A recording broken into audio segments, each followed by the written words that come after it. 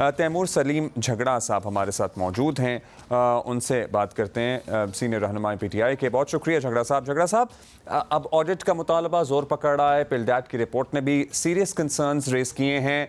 अगर ऑडिट हुआ तो आप लोगों को खैबर पख्तूनख्वा में तमाम इंतखाबी हलकों या एटलीस्ट जो चंद एक सेलेक्ट किए जाएंगे उनके ऑडिट पर भी कोई एतराज़ नहीं होगा? जी, मेरे ख्याल में पिलडैट की रिपोर्ट ने तो बड़े धीमे लहजे में जो है वो तनकीद की है। और ये जो ऑडिट का मसला है आप कह रहे हैं, मैं तो ये कहता हूँ कि आप खैबर पख्तूनख्वा का जो हल्का खोलना चाहें, बल्कि पाकिस्तान का जो हल्का खोलना चाहें जहाँ PTI जीती है, आप ऑडिट करें, वहाँ पे PTI का वोट बढ़ जाएगा, कम नहीं होगा। मैं आपको पेशावर की एक हल्के की मिसाल देता हूँ। यहाँ पे मीना खान अफरीदी ऑफिशियल रिजल्ट में 39,000 और 33,000 से जीते हैं, और एक्चुअल जो रिजल्ट है वो कोई 60,000 और 15,000 का। कोई मसला नहीं, जहाँ पे ऑडिट करना है। मुझे ताज्जुब ये होता है इलेक्शन कमीशन पे भी, हुकूमत पे भी और मीडिया पे भी किसी हद तक, कि जो सामने आए, जो शवाहिद सामने आए, उसके बाद तो मीडिया पे इसके अलावा कोई और टॉपिक ही नहीं होना चाहिए। क्योंकि आप मुझे ये बता दें, एक जमहूरियत में अगर आप अवाम का मैंडेट जो है वो फॉर्ज कर दें, जाली मतलब एक कागज पे बॉल पॉइंट से नंबर बदल दें, तो फिर उससे ज्यादा क्या हो गया ना। मैं तो इसे सानिया 9 फरवरी कहूँगा। अच्छा झगड़ा साहब, ये बताइएगा, एक तनकीद जो हुक्मरान इत्तेहाद कर रहा था या PMLN के कुछ सीनियर रहनुमा कर रहे थे कि भाई आप लोग बता तो रहे हैं, कह तो रहे हैं, मीडिया पे भी गुफ्तगू कर रहे हैं कि हम धांधली हुई है, ज़्यादती हुई है, लेकिन उतनी नंबर ऑफ़ कंप्लेंट्स आपने जो आईनी इदारा है इलेक्शन कमीशन उसमें जमा नहीं कराई हैं। तो क्या उसके लिए टाइम भी होता है 40 दिन का? तो क्या जितने जितने हलकों पे आपको एतराज़ है, जहाँ जहाँ आपके रिजर्वेशंस हैं, तमाम जगह पे एक्चुअली जो कंप्लेंट का प्रोसेस है वो कर लिया गया है शुरू? हाँ जी, पहली तो बात ये है कि हम ये इलेक्शन डे के बाद की रिगिंग को इन आइसोलेशन भी नहीं देख सकते। जो पिछले 10 महीने हुआ, जो फोर्स प्रेस कॉन्फ्रेंसेज हुई, जो फिर सिंबल लिया गया, जो फिर जब नॉमिनेशन फॉर्म के वक्त खास तौर पे पंजाब में पुलिस कैंडिडेट्स के नॉमिनेटर्स और सेकेंडर्स को अगवा करती गई, फिर उनके बाद जो लोगों को डिस्क्वालीफाई किया गया, फिर उनको उनकी मर्जी के इंडिपेंडेंट सिंबल भी नहीं मिले, फिर कैंपेन नहीं करने किया गया। ये सारा कुछ किसी को नजर नहीं आ रहा है। हमारी यादाश्त जो है वो इतनी कम होती है कि हम ये सब इलेक्शन के। सर आपकी बात में वजन है, ये सब कुछ नजर आ भी रहा था, आ भी रहा है और इस पर बात भी होती रही है। नहीं, बात होती रही है, लेकिन आप यही बता दें, एक सिंपल प्रिंसिपल है। या हम चाहते हैं कि हमारी हुकूमत का फैसला अवाम के वोट के तहत हो, और उस वक्त में जिस इलेक्शन को भी खोलना हो तो उस वक्त उस इलेक्शन की बात की जाए। हर वक्त हम 1947 तक नहीं जा सकते। जिस इलेक्शन की मजम्मत करनी है, जिसमें रिगिंग हुई है, वो कर देते हैं। लेकिन ये इफ्स एंड बट्स ने इस मुल्क को तबाह बर्बाद कर दिया। मैं आपको खुद कह रहा हूँ कि खैबर पख्तूनख्वा में जो हल्का खोलना है खोले। फॉर्म 45 की बात अगर ले लें, कल इलेक्शन कमीशन ने शाया कर दिए।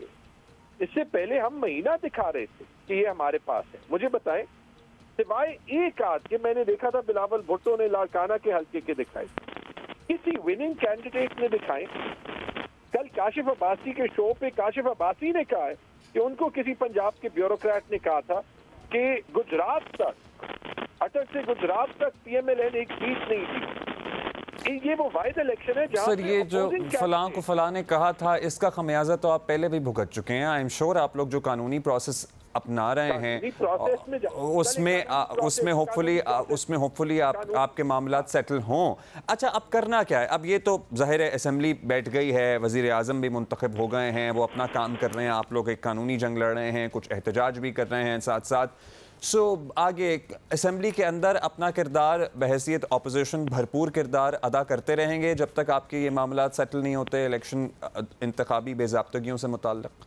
जी बिल्कुल अदा करते रहेंगे, और कानूनी एहतजाज भी करेंगे। और उसके साथ जो है, जो सबसे बुनियादी चीज़ है, आपने ये कहा, देखिए कैसे हो सकता है कि एक मुल्क जहाँ पे अभी अवाम ने वोट दिया है, पहली बार हमारी मॉडर्न तारीख में पोलिंग स्टेशन से रिजल्ट निकलता है, उसके बाद कोई ग्रेड 17 या ग्रेड 18 का ऑफिसर डिसाइड करता है कि सलमान राजा को 900 नहीं 100 वोट पड़े और ओन चौधरी को 100 नहीं 900 वोट पड़े, वन के साथ एक कुंडा लगा के। यास्मीन राशिद को 1000 नहीं 100 वोट पड़े हैं 0 डिलीट करके, और नवाज शरीफ को 100 नहीं 1100 वोट पड़े हैं एक 1 लगा के। ये आपने भी देखा है। इसके बाद अगर एक्शन ना हो तो ये फिर सवाल इलेक्शन कमीशन पे भी उठाता है, लेकिन कानून पे जाते गए हम। मेरे अपने हल्के पे जो मजाक हुआ 1000 वोट वाले को 25,000 पे जितवाया गया, मैंने एक फॉर्म 45 अभी अपने सोशल मीडिया ट्विटर अकाउंट पे डाला है। आपको VPN जरूर लगाना पड़ेगा, लेकिन आप देख लें जब हम आरोज के पास गए, पहले तो आरोज गायब है, एक सिटिंग के लिए आ गए, 9 हल्कों में धांधली हुई। पेशावर में 9 के 9 आरोज ने जब डिसीजंस लिखे तो कॉपी पेस्ट डिसीजन लिखे, उसमें एक कॉमा भी फर्क जगह पे नहीं है। अब जब आप मुझे ये बता दें कि जिसने धांधली की है, आरओ की मैं बात कर रहा हूं, वही जज है, तो अब उससे हम क्या इंसाफ लेंगे? इलेक्शन कमीशन के पास हम गए, उन्होंने वो केस नहीं सुने। अब मुझे यकीन है, इंशाल्लाह उम्मीद है कि खैबर पख्तूनख्वा में तो ये केसेस सुने जाएंगे। आपकी रिजर्वेशंस हैं और उनमें वजन भी है। अब झगड़ा साहब ये भी बताइएगा, चूंकि आपने कहा कि मामलात आगे भी चल रहे हैं और चलाएंगे और आप लोग उसमें ज़ाहिर हिस्सेदार भी हैं, खैबर पख्तूनख्वा में आपकी हुकूमत है। कल वज़ीर आज़म जब आए, अमन व अमान से मुताल्लिक भी इजलास था और दीगर मामलात भी डिस्कस होने थे। नहीं आते हैं गंडापुर साहब, ज़ाहिर है कल से तो हमने यही देखा, ना वो तकरीब हलफ बर्दारी में आए, ना उनकी कल मुलाकात हो सकी, चाहे वो अमन अमान से मुताल्लिक इजलास हो या फाइनेंशियल मैनेजमेंट से मुताल्लिक इजलास हो। He was not a part of it. ऐसे कैसे चलेंगे एक वफाक और वफाक की एक इकाई के दरमियान मामलात? वज़ीर आज़म पे संगीन इल्जामात हैं कि वो अपना हल्का नहीं जीते, ठीक है, नंबर 1। नंबर 2, 10-11 महीनों से सब कुछ भुगत के हमने अवाम की ताकत से साबित कर लिया कि जो प्रोपेगेंडा पाकिस्तान तहरीक इंसाफ और इमरान खान के खिलाफ हो रहा था वो गलत था। इससे ज्यादा मुफाहमत की तरफ कदम जो है वो नहीं हो सकता जो हमने 10-11 महीने भुगत के भी जवाब सिर्फ वोट के थ्रू दिया। साथ जो है वो स्टेट फंक्शनरी साथ करते रहेंगे। मेरे ख्याल में मैंने एक मीटिंग दी थी, वहाँ पे चीफ सेक्रेटरी थे, वहाँ पे IG थे, हालांकि इनके रोल पे बड़े शदीद ताफुदार। चीफ सेक्रेटरी और IG जो है वो एडमिनिस्ट्रेशन को लीड कर रहे थे।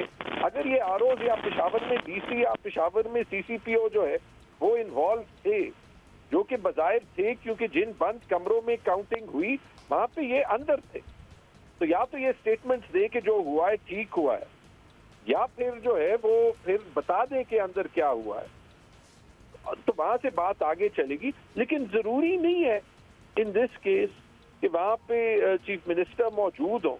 गवर्नमेंट का एक ढांचा होता है, ये मैं कह सकता हूँ कि खैबर पख्तूनख्वा को वफाक से जो है वो एंगेज करना पड़ेगा। माहौल वफाक ने बनाना है। 2 प्रिकर्सर्स हैं, पहले कि पॉलिटिकल प्रिजनर्स रिलीज हो। कल फैसला हुआ है कि जुल्फिकार अली भुट्टो का ट्रायल गलत था, उसी माहौल में, और बिल्कुल सही फैसला हुआ, लेकिन उसी माहौल में जहाँ पे इमरान खान को 12-12 घंटे की हेयरिंग्स की और बगैर डिफेंस काउंसिल की 3 दिन में 31 साल की सजा मिली है, तो हम 45 साल तो दोबारा नहीं इंतजार कर सकते ना कि ये फैसले जो है वो रिवर्स हो जाए। तो एक पॉलिटिकल प्रिजनर हमारी खवातीन अभी भी जेल में, और दूसरा कि इलेक्शन रिजल्ट से ये स्टिग्मा हट जाए। आप बाहर की दुनिया से बात क्या करेंगे जब वही ऑफिशियल्स जो बात कर रहे हैं वो दयानतदारी से वोट नहीं गिन सकते, उनकी बात मानेगा कौन? सो आप कह रहे हैं कि पॉलिटिकल प्रिजनर्स की रिहाई और कुछ दीगर कॉन्फिडेंस बिल्डिंग मेजर्स के बगैर शायद खैबर पख्तूनख्वा और वफाक के मामलात इसी तरह चलेंगे जैसे अभी चल रहे हैं। मतलब जहां वज़ीर आज़म होंगे वहां वज़ीर आला नहीं होंगे, जहां वज़ीर आला होंगे, अभी तो मौका नहीं आया कि वज़ीर आज़म ना हो, लेकिन अपेरेंटली नहीं होंगे वज़ीर आला, जहां जहां वज़ीर आज़म होंगे। और टेंशन की माहौल में टेंशन ही होगा ना। मसला ये था कि हमने, और सबको रियलाइज करना चाहिए था, ये केयर टेकर गवर्नमेंट और उसके नीचे जो इदारे हैं उनको रियलाइज करना चाहिए था कि अवाम की ताकत को ना अब्यूज करें, ना अंडर एस्टिमेट। चलें झगड़ा साहब, thank you, you made your point. और आप कह रहे हैं कि खैबर पख्तूनख्वा का कोई भी हल्का खोलना है ऑडिट के लिए तो आप लोगों को, आपकी जमात को उस पर कोई एतराज़ नहीं होगा।